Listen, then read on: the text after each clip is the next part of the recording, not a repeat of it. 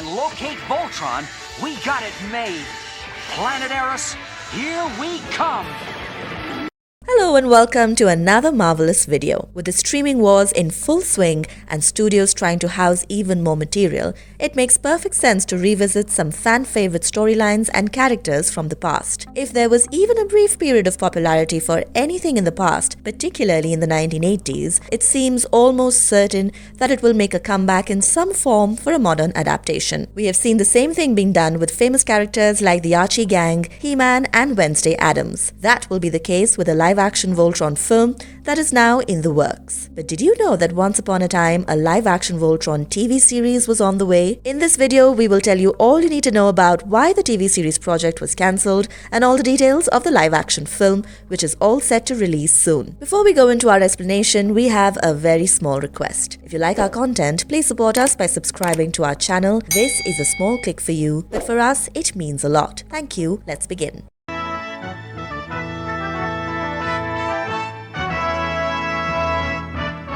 Introduction to Voltron. The live-action Voltron film will be based on the character of the same name, who initially appeared on television in the 1980s as a Saturday morning kids cartoon. It was initially based on the Japanese anime series Beast King Go Lion, but was renamed Voltron after being dubbed in English. The basic notion is that the galaxy has become linked with the mythology of Voltron, a tremendous defender of all living things, arising as a road to peace for various cultures. However, the figure remains a mystery until a detachment of Alliance soldiers is dispatched to the furthest reaches of space to discover Voltron. When certain evil powers threaten the universe, these soldiers, who each use robotic lions as their primary mode of transportation and weaponry, are charged with defeating King Zarkon and Prince Lotor. When the lions, each represented by a different hue, join forces, they create a depiction of Lion Voltron, a more powerful force to combat foes. That sounds like a perfect 80s Saturday morning cartoon plot, right?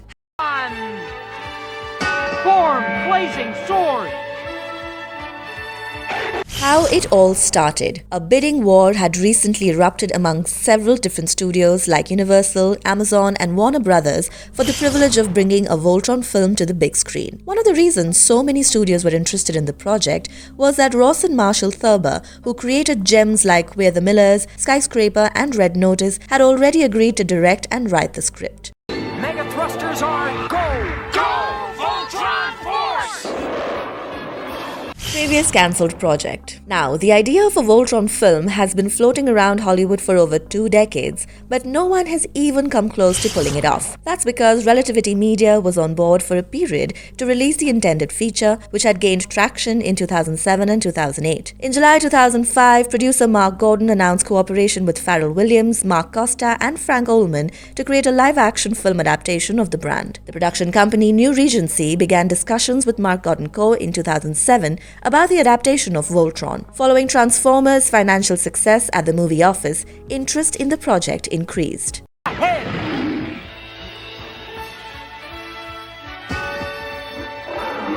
The 2007 Latino Review Media incident. Latino Review Media got their hands on a Voltron movie screenplay in 2007 and gave it the best grade imaginable. It was all planned to take place in a post-apocalyptic world, and they said the screenplay was a little bit of Independence Day, a little bit of War of the Worlds, a little bit of The Matrix, a little bit of Road Warrior, a little bit of Escape from New York, and a little bit of Stargate tossed in for good measure. Nobody knows the authenticity of the screenplay, as the project could never take any shape. In 2011, Tucker Tooley, the president of worldwide production at Relativity Media, said that the company had acquired the rights to the feature film Voltron from World Event Productions and would adapt the live-action big-screen version of the 1984 cult classic animated series. Atlas Entertainment's Charles Roven and Richard Suckle, along with Kickstart Entertainment's Jason Netter, were supposed to produce the film, and the script was supposed to be penned by Joshua Oppenheimer and Thomas Dean Tonelli. The intention for it to be Voltron, defender of the universe, and to land on Earth in the future after an extraterrestrial invasion. The other plot mechanics revolving around the robotic lions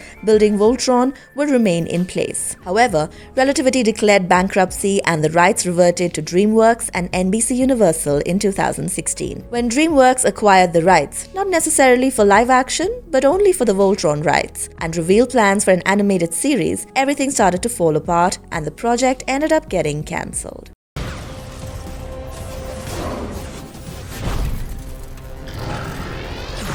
Voltron on Netflix. Despite the failure of the live-action version, numerous animated versions have been along the road. Most recently, it was a Netflix offering which spanned 8 seasons from 2016 to 2018. These were shorter offerings with only a few episodes apiece, which explains why they came out so quickly. It achieved near unanimous critical acclaim with a Rotten Tomatoes score of 95% during its run. Critics said the program simply did not pay tribute to the original that would appeal to lifelong fans of the franchise, but there was also admiration for the sights and narratives explored during the film.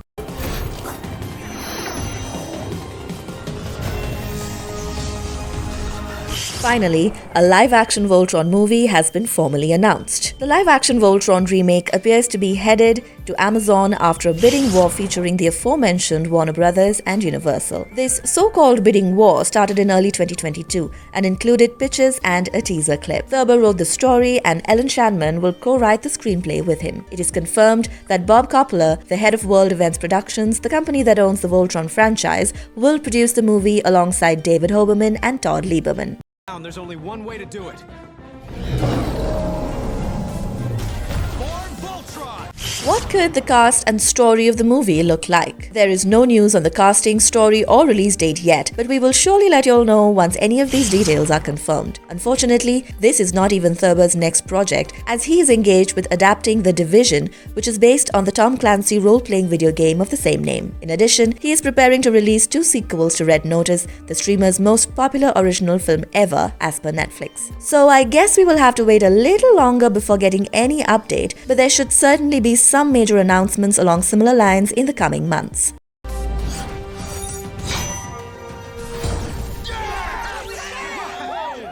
Marvelous casting of the Voltron movie. Since there is no update on anything at the moment, we have the liberty of choosing our own actors for each specific role. We'll pick whoever we think would be perfect for that role and we'll try to explain the reason as we keep going. You can always disagree with us, but do let us know about your choices in the comment section below. So let's begin. For Shiro, we think Hideo Muraoka would be a great choice. The character needs to be a good mix of cute and big brother as well as a team dad attitude, and we believe the Brazilian model can pull it off smoothly. We'll go with Korean heartthrob Lee Jung-gi for Keith, as we believe he can sport a mullet and looks stunning, as well as secretive and moody. For Lance, we are picking Xolo Maridueña of Cobra Kai fame. Lance can be very cocky, egotistical and argumentative at times, and at other times he is friendly, kind, reflective, and shows great intelligence. Xolo has that perfect look that suits the complex nature of the character. Jacob Batalon could be a fun hunk Garrett, and Ewan McGregor would be perfect for Corrin. What? It's fantasy casting at the end of the day. Talking about the 2 major villains, Emperor Zarkon could be played by Sylvester Stallone without that awful accent,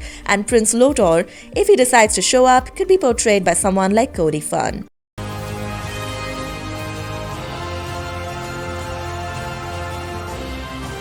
Marvelous verdict. While Voltron Defender of the Universe was never as successful as Transformers, it performed excellently with reviewers and was the highest rated broadcasted children's show for 2 years during its original run in 1984 and 1985. It generated 3 sequel series, countless comic books, and notably famous in the 1980s, a line of Voltron toys. They're all based on the narrative of the 5 teenage pilots who are members of a battalion known as the Robot Lions, operating vehicles that combine to become the mega robot known as Voltron. Will the new live-action Voltron movie live up to its name? What do you think? Let us know your opinions in the comment section below. And if you liked our content, don't forget to leave a like and subscribe to us if you haven't already. Have a good one and be safe. Thanks everyone.